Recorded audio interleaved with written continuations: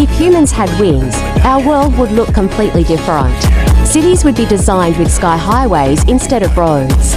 No need for cars, traffic, or fuel. Just spread your wings and take off.